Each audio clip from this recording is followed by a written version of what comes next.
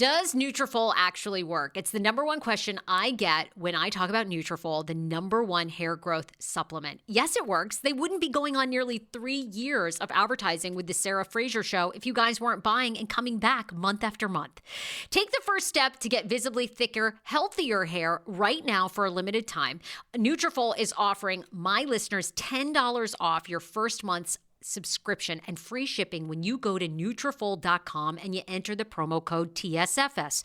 Find out why over 4,500 healthcare professionals and hairstylists recommend Nutrafol for healthier hair. Nutrafol.com, that's spelled Nutrafol.com with the promo code TSFS.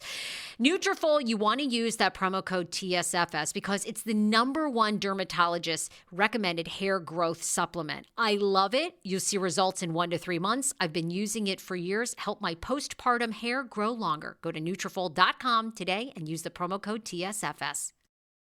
I'm on a quest to have a second healthy baby, and that means I'm not putting any toxins, any fragrances in my body, and that's where Caraway Home Cookware and their Tupperware come into play. Right now, when you use my code TSFS at carawayhome.com, you get 10% off. I'm sure you're like, Sarah, what are you talking about? Well, Caraway products are non-toxic. That means they have no PFAs, PTFEs, those forever chemicals that are extremely hard to pronounce. And I just ordered their storage containers in navy. Oh, and hello, they don't have any toxic chemicals either. Don't believe me? Go and read their 5-star reviews. Over 65,000 people have rated them 5 stars. Visit carawayhome.com/TSFS to take advantage of this limited time offer for 10% off your next purchase. This deal is exclusive to Sarah Fraser Show listeners, so support my show and visit carawayhome.com/TSFS or use code TSFS at checkout. Caraway, non-toxic cookware made modern.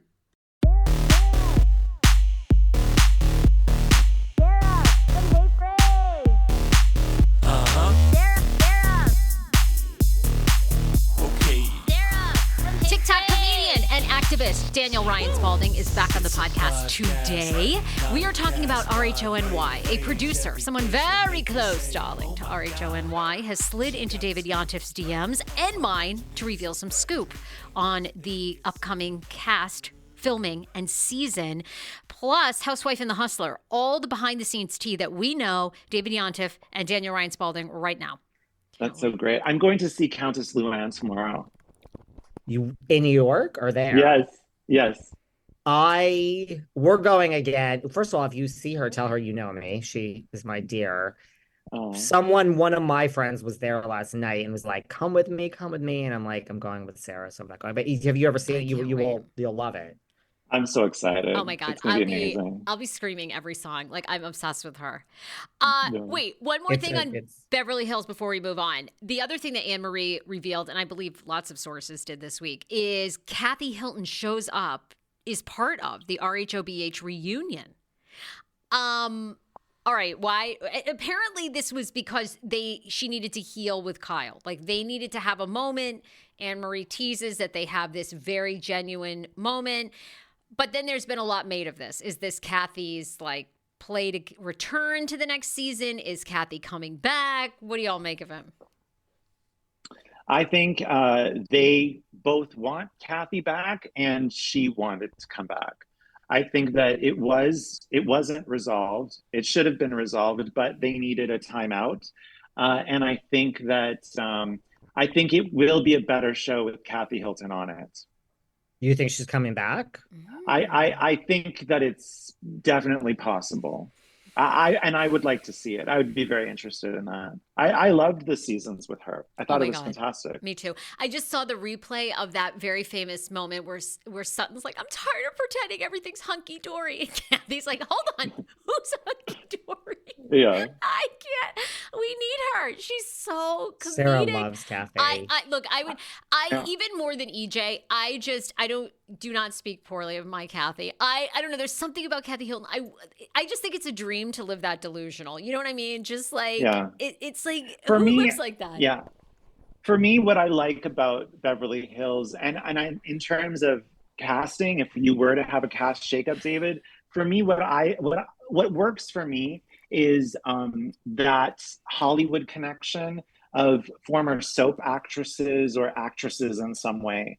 I've not been as much fans of the housewives that have not been actresses. Like, give me an Eileen Davidson, a Lisa Rinna, Garcelle Beauvais. I like having Denise Richards. Like, I would even, I don't need my housewives to be in their 30s or 40s.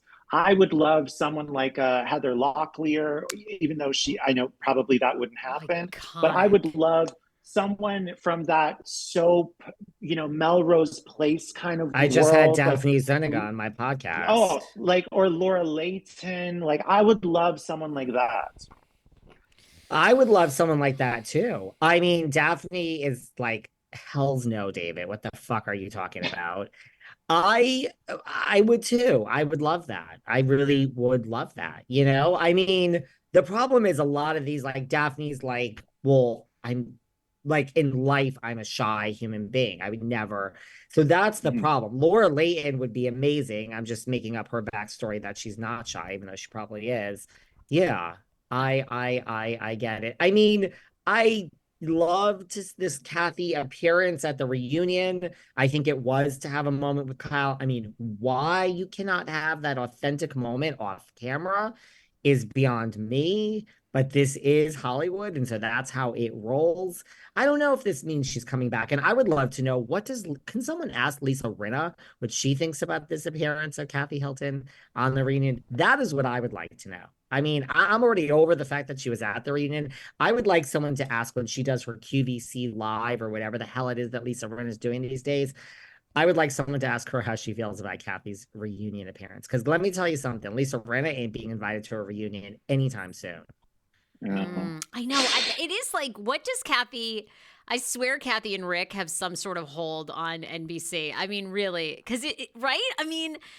I don't know. I sort of think she's coming back. I mean, she shows up to the reunion, even though she wasn't in one scene so far this whole season. It's very interesting. Although I wonder if Andy just is as obsessed with her as we are, But it's like, be careful what you wish for. Like, look, I mean, I just think Kathy would be, I mean, I don't know. Like, it's like, fool me once, like, whatever, you're the asshole, do it twice, I'm the asshole. Like, what does Kathy think she's going back to? Like, are we really going to edit her well? Maybe we're like, let's not go through that again with all that drama with Kathy. But I mean, it's fair game, right? So like, why would Kathy go back? That's just what I mean, okay, for this, sure, have your moment with Kyle, but like, if Kathy goes back, isn't it fair game? I mean, can't we just take her down? Can't we have a negative moment with Kathy? Like, I don't know. Like, she's going to trust all this again? I don't know. I think in the same way the gays give Erica a pass, they give Kathy Hilton even a larger pass.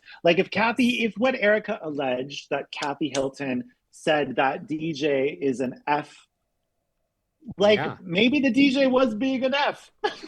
Like, as a gay man, I'm not bothered so much with Kathy Hilton, who probably has a million gay friends, potentially calling some old bitchy DJ an F.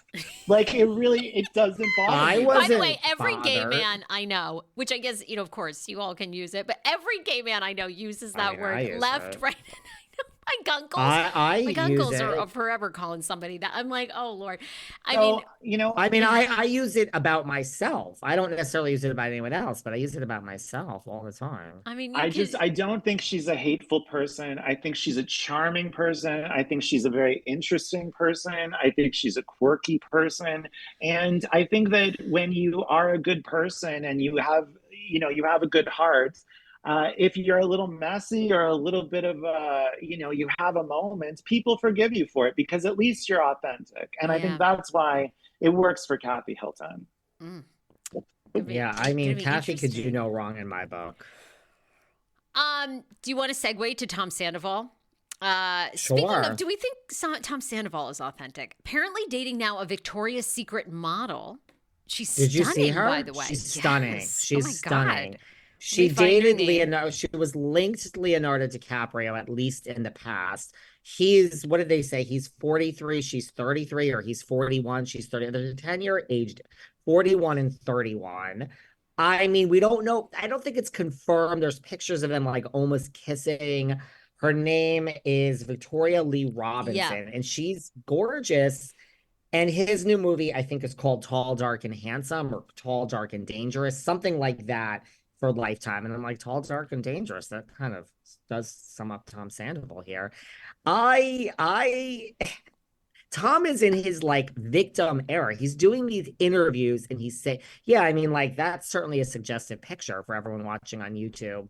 I mean, that Sarah's holding up. Like he's in this thing where he's just doing these interviews and he's like, I'm sick of it. Like tell Ariana to shut up, get over me. Like he doesn't care anymore. And I'm kind of here for it. Right. I know. I don't watch Vanderpump Rules because to be brutally honest, I'm grossed out by straight people and their dynamics. So, well, then this wouldn't be the show. It's too much for me. I imagine Summer House is not necessarily the show for you either. Definitely not. But I will say this. These people are fine. Everyone's fine. Everyone survived it, except for this the girl who participated in the affair. Like her life seems to be ruined. This is the ultimate sexist unveiling of how chauvinistic our society is, that this man could do the exact same thing, which actually worse because he was the one in the relationship, and he's fine and he's doing great and he has all these career opportunities, and the other woman is basically the one who's been ruined. So I think it's a terrible double standard, and that's all I really have to say about it. Yeah. He's not this girl. He's not doing bad. I mean, she's gorgeous. And I mean, Tom is over it. He's over it all. I do have to say, I mean, I do think Tom Sandoval was dragged through the mud. I mean, going to BravoCon, I mean, the guy was booed, called everything in the book. I mean, to the point, like, even other cast members, Lala Kent was like, come on, guys, at some point we have to move forward from this. I mean, I do think he has received, it's not like he's gotten a pass. I mean, I think that people have really come for him. I get what you're saying. I think and maybe Rachel with her new podcast will have this real, return moment. We have predicted on this podcast that Rachel will be back next season, that they need her. They're sort of laying the groundwork. I mean, we'll see. But it was a big week for Tom Sandoval, the girlfriend. He claims that he has offered to buy Ariana Madix out of their house. She has said no. To your point, David, he's like, enough. I've told her, stop talking about me. We're moving on. So I don't know. I mean, maybe, Daniel, people are getting to the point where they're like seeing Tom Sandoval in a better light. I don't know. Ariana has done very well for herself. Like she's come out of this, baby. She's come out of this bigger star than she could have ever imagined. So at some point, everyone's fine. Everybody's fine. That is true. That's really true. I love that you're turned off by straight people antics, though. Yeah, very much so. I mean, I can't deal with it.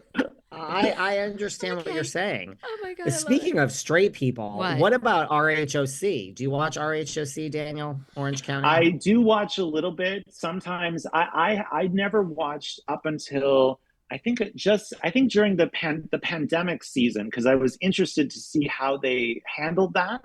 Such a good season, and I'm being sarcastic. Oh yeah, it was really bad. So I've watched some clips from older seasons, but I know that they're bringing back some people from other seasons, which is interesting. I think it's a better strategy than starting completely with a new cast.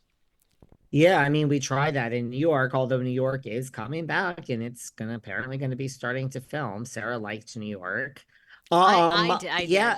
I really liked it. Really liked and New York. Did you get that inside info? I think you got an inside Instagram message. I did, from someone who copied and pasted, who says they're sort of in the business, and RHO. Wait, you didn't get that? And they say RHONY, they know for a fact, is filming now, and every single person is back. Didn't you get that message? I don't know how you know I got that message, but I did. Because they screen grabbed and they said RHONY shoots next month. There is no conspiracy. This is why you really, every DM people, whenever you respond, just assume everyone's reading it because it's copy and pasted. Yeah, I mean, sure, I guess that is true. So RHONY is coming back. You liked it way more than I liked it. I don't know how I felt about RHONY. I really don't, to be honest with you. But RHOC is back and it's filming. Heather Dubrow has done an interview where she said, I mean, if all these people know what they're doing, they're all getting you interested in the next season. She's like, reality is stranger than fiction. You can't make this stuff up. And I'm like, that tells us nothing, Heather. Those are like some generic sentences. But like Alexis is filming with Shannon, and we still don't know if they had alone time. But Alexis, this girl, is dating Shannon's ex, and it was like the love of her life. And Alexis does not want to be full time. She's being a friend of, and I don't know. I guess I'm more excited about the OC than I've been, but I'm still not overly excited. I'll be honest with you. It's hard to know when these shows are going to just stop.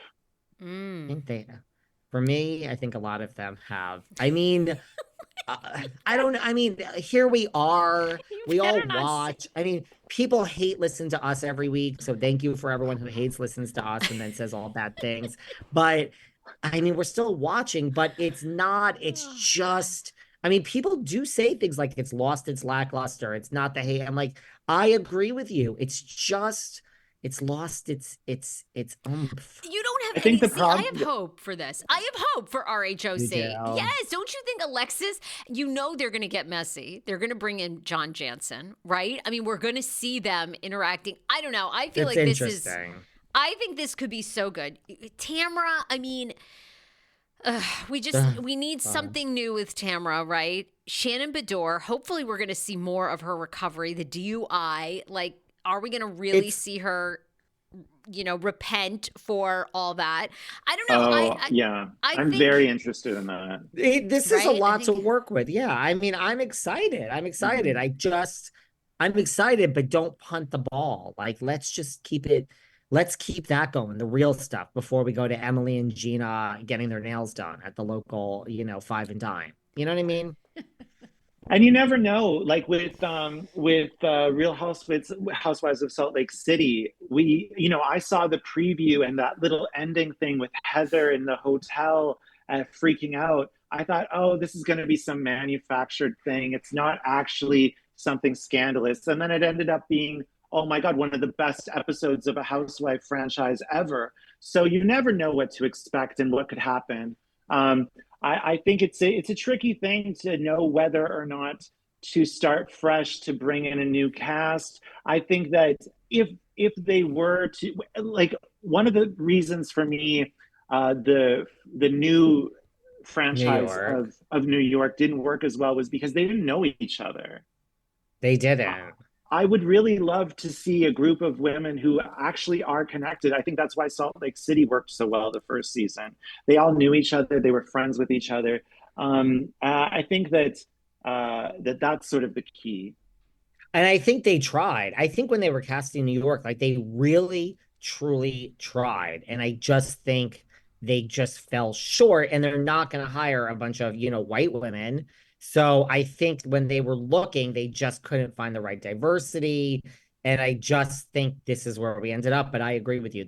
I feel that was maybe the problem I had with New York too. I didn't really feel any chemistry between any of these people. Now, look, it's like the first season of a brand new show. Like, the longer it goes on, the more we'll feel for these people, right? Mm-hmm. So it could only get better, but I didn't feel it. And mind you, with like Salt Lake, you look at that as anything could happen in season 2 of RHONY. Something real could happen, but I just wasn't there. Well, by the way, okay, the RHONY, I feel like we're missing the connectivity because Lizzie Savetsky had started out filming with them and then was cut from the show, and her husband. So I think, as everybody has always said, we basically episode 4 became episode 1 because they had to scrap all that. So I think it seemed like a little bit maybe Lizzie was like the connector, and then you take that out of it. So it is kind of like, all right, how do these women know each other? How are we going to paint this together? I don't know. I loved New York. Brynn ended up being. You did. I did. Brynn, Sai. They ended up being so much more interesting. And the funny part was, I was a huge Jenna Lyons stan. And then I actually ended up disliking Jenna Lyons the most. I thought we learned nothing. She deflected. She used it to promote her eyelash line. She acted so cringy and like not a boss at all. Like, oh, me. And it was like, oh, God, get the fuck over yourself. You're like such a huge icon in the fashion world. But it was so like, oh, don't talk about me. You know, it just, Yeah. and yeah, I mean, but supposedly, according to this, you know, insider source, they say that Jenna's coming back. But this is why I love Vanderpump Rules. To your point, Daniel, like this is real people that know each other. I mean, listen, I'm shocked it has a 1.3. Like the ratings are still really high. It's like there's something about the show that's just so. I think it's because they really all are intertwined. Mm-hmm. Do you think Legacy is coming back in any sort of way, or these girls that was their farewell trip? I personally think that was their farewell trip. That's honestly and truly. It has nothing to do with Caroline and Brandy and the lawsuit. I think Girls Trip wasn't coming back anyway. I just think that this wasn't, I don't think the ratings for streaming were good. And like, I don't think it was buzzy enough. Like, who really watched it? I mean, yeah, so now 5 people are going to comment on YouTube. I watched it, or Instagram. A lot of these listeners watched it, but the general masses, I don't think did. I really don't think so. I don't think Crappy Lake is coming back. I really don't. Those are my honest opinions. I think all this is over. Sometimes things are of a certain time and the luster goes or the moment passes. For me, like season 7 to 12 of RHONY there's some of the best television ever made there. Like some of those seasons were just so good. You're one of those. I say it all the time on here. I don't know how you okay, like, yes, I know Catherine because she's friends with me. So I know that season 6 of Beverly Hills, and I know New Jersey, The Fateful with my friend Amber. I don't remember seasons. Like, I don't remember, like on RHONY when Kristen Tatum was like, no, that was season 7, not 9. I'm like, how do you know this? It all I have a really, me. photographic memory. You do. Yeah. Like, I have friends that could say, like, no, that song was like 1991, not 94. And I'm like, I'm like that. Yeah, I'm like that. I have no idea about any of this. Yeah. I got one last one for you guys, although we can keep going. But I do know you two probably have places to be. Okay, but we were talking about Monica. She recently did Dorinda's podcast. Wait, does Dorinda have a podcast, David? Is this a podcast or it's like a Dorinda show?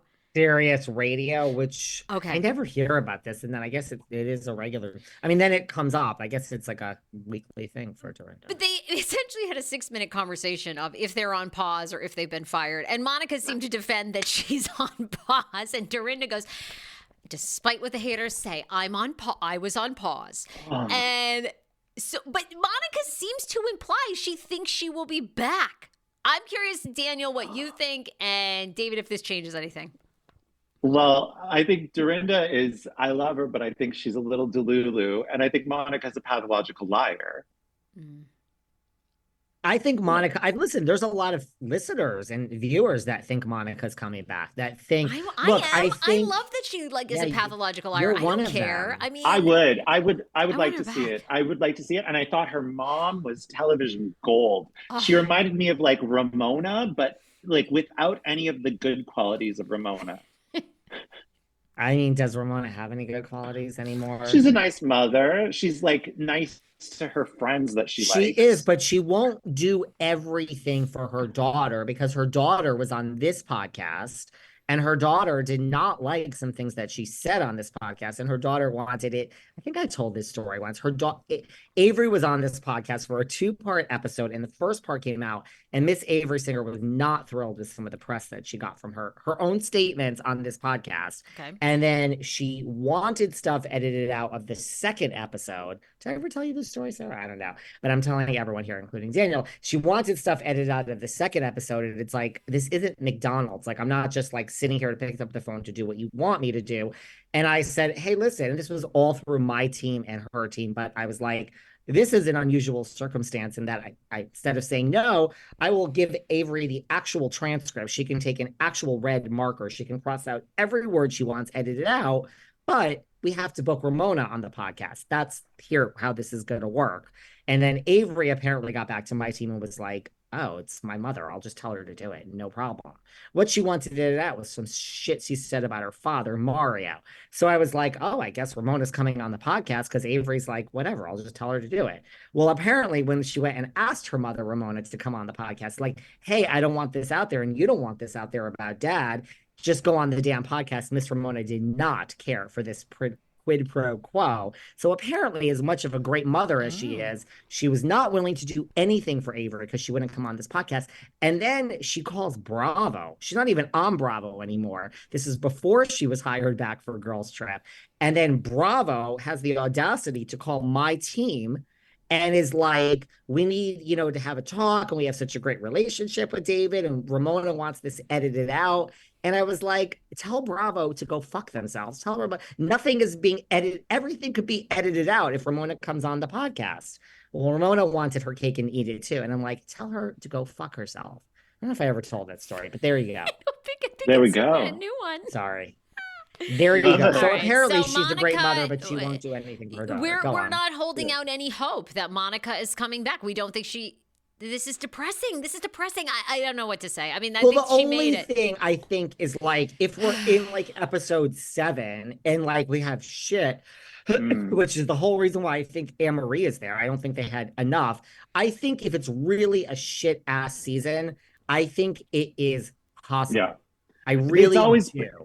It's always possible. The bridge is open if they have Mary back and Mary and Monica are still friendly. I think that I'd like the idea of her coming back as a villain, and as like maybe in a limited role.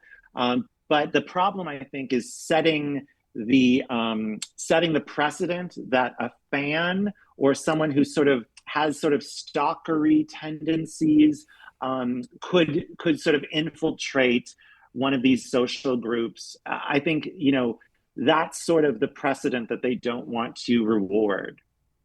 Yeah, I think that's the whole dichotomy. So I think that's why she got fired. I really do. And I think that thing with Andy at the reunion, I think that was the nail on the coffin. I think Heather knew what she was doing when Heather kind of punted to her and she was like, Sarah is over Bethany Frankel and Heather Gay. Yes. So when Lisa said something and Heather was like, no, like you told us that production knows that you like told them during your interview, and Heather knew exactly what she was doing. And then Monica, because she's a newbie, thought this was like her big moment. She was so proud of herself. She's like, oh, yeah, I told production. And Andy's like, wait, what? If you told production, we never would have cast you. And she's like, I did. I think Heather was sitting there like, bitch, you just fucking buried yourself. Yeah. You don't mess with Andy at the reunions. I know. No. So I think I agree with you, Daniel, that like it's a weird one. But I really think if they're left with shit, which they might be, but I think just like Vanderpump Rules, this girl you mentioned, Raquel Leviss, she's part of it. They talk about her, they show her, they talk about Jen Shaw. I think they're gonna talk about Monica for a good first bunch of episodes, whether she is there or not. And so, well, come on, when you make an impact, they're still talking about Alison Dubois 12 years later, 14 years later. Honey, who doesn't want to talk about Miss Dubois? Shout out to amazing. Allison. She just had her. I like her a lot. And she's a real smart lady too. Really smart. I listened to her on your podcast. She makes some really good points. She's a smart lady. I would like her here every week, but it's torture for her to sit there and watch these episodes. So I have given up on asking because I feel bad that she just does not want to watch these episodes. Yeah, fair enough. But she is amazing. She's really smart. I would agree. Yeah. What else, Sarah? No. I mean, I feel bad. I mean, poor Daniel. The sun is setting on his hotel room. I mean, it's got all my natural sunlight is gone. We've talked for like an hour here. The guy's like sitting in the dark down there in Miami. I don't have much. I'm just cheating because I'm under a light and I have this fake background because I'm in a hotel room too, and I just was like, God, let me just put this. You two in Florida? No, I think we've said it all. And I mean, I'm curious. Where can we say? Are you doing any stand-up gigs? Yes, I do my one-man show Off-Broadway at a venue called Red Eye NY. It's a new gay bar that is opened on 41st, right at the bottom of Hell's Kitchen near Port Authority. It's a great space. They have lots of live entertainment there. And I've been running my shows since October. I've done about 20 so far. It's like a big hit in New York. So I have some shows coming up. I'm such a bad gay. I think my next ones are in the beginning of March. I'm taking some time off for February. And then I'm setting up, there'll be other shows happening in Miami and Chicago and Oh my Palo gosh. Alta, I have something coming up. Okay. So I'm opening also for Jessica Kirson. Who we love, by the way. Yes, Yeah. we're huge Yeah, Jessica Kirson fans. Yeah, in First 2 of weeks, all, I'm opening for Sarah, if you Jessica. came to New York, we could go. I mean, I am in New York half my time. I'm such a bad gay that I don't know hardly any of those Hell's Kitchen gay bars, although my friends do. I mean, I live kind of right there, but I will come. But Jessica, I mean, way to bury the lead. So the woman you're opening for, Bethany that is Frankel's. the comedian who was on Bethany's show. Yes. Who says Bethany is the most vile person in the world. I didn't say it. She said it. That's correct. That's You'll correct. have to come back and talk all about that, but we should all come see you. Daniel, ask Definitely. Jessica. Ask Jessica Kirsten's been on my show. I loved, and actually, I was in an episode of Crashing, HBO's Crashing with Jessica Kirsten. I love her so much. You do ask. I wonder, can you get some dirt for us? Like, did she ever hear from Bethany after that? Like, have they ever? I'll ask her. I'm friends with Jessica. Jessica and I set up a show for Jessica in Tel Aviv when she was visiting Israel. And like we're friends. We've hung out. So I will definitely ask her. I love that. All right. Well, I love stand up. I live out here in LA. I tried stand up. I couldn't stay up late enough. They wanted me to go on at 11 It's p.m. hard. I go to bed at 9. I thought, I can't. This career is not for me. I want to do gay brunches eventually. If I can go on at noon somewhere, I'm fire. But I mean, if you need me at beyond 8, fuck it, I can't. So I've never been able to pursue my comedy career. So hats off to you that you can stand. Thank you. It's a late night and it's really hard. Can't do it. Yeah. It's nice to do like a one-man show. I did clubs for years, and I will get into the club scene in New York. I do eventually see myself. I would really love to perform at the Comedy Cellar regularly. But the fact that my show's doing well enough that I can support myself just from doing a one-man show is really the dream. Oh, yeah. What comedians do you love? Like, I've had Judy Gold on here a bunch. Like, she's my bud. We love Judy Gold. Yeah. Well, I think like my big influences, I would say would have been Kathy Griffin and Margaret Cho, like her first big I'm the One That I Want. I loved that. And I love Sandra Bernhardt's stuff from the 90s and the 80s, and Bill Maher, and Joan Rivers. Joan Rivers, the best. And I think now comedians are more kind of like my colleagues, and Daniel, but there's lots of great people. When you get asked to do Real Time, I am going as your date. I am obsessed with Bill Maher. I'm madly in love with him. My vision. Okay. That's my vision. I've had lots of requests from like right-wing news channels wanting me to talk about the conflict, but I don't want to be used as a talking head for the gay these sort of gay talking head. Like, I'm not a conservative person. I am a progressive. I'm a liberal person. I would love to be on Real Time. I think it's the perfect venue for me. What do you think of Matt Rife, the comedian? I don't know who that is. Who? He's had like he's huge. He's like, I love that you follow him, David. I don't even really follow him. He's a comedian. No, his career has really taken off. His whole thing is like, he's straight. I mean, I know you're not. Oh no, I know who you're talking about. I don't know. Hot. Yeah. He's very hot. Right. And he says, it's hard. It's hard to be a really hot guy. Yes, I know who you're talking about. I don't know his comedy. I actually don't watch a lot of stand-up because I don't want to be influenced. Yeah. Like, I don't want to subconsciously steal anyone's material. I never listen to other interviews. I will not listen to someone else's interview.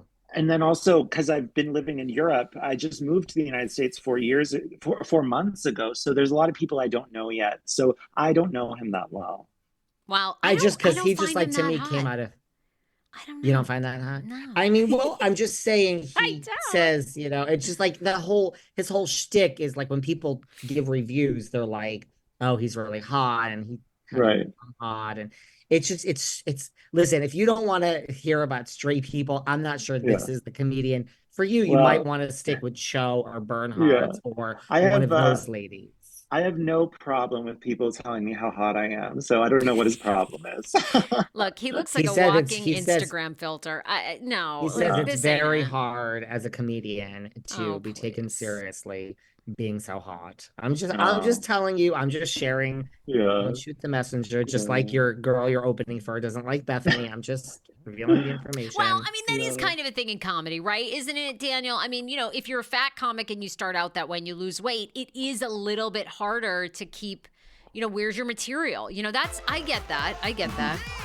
And I lost a lot of weight, but it didn't affect my material because my weight was never about my act. But yeah, it's true. It is a visual medium. People are looking at you. I know. We'll have to come check you out. Oh my gosh, yes. And and I also want to go when you do Tim Dillon's podcast. I also love Tim Dillon. I'll go with you. Yeah, definitely.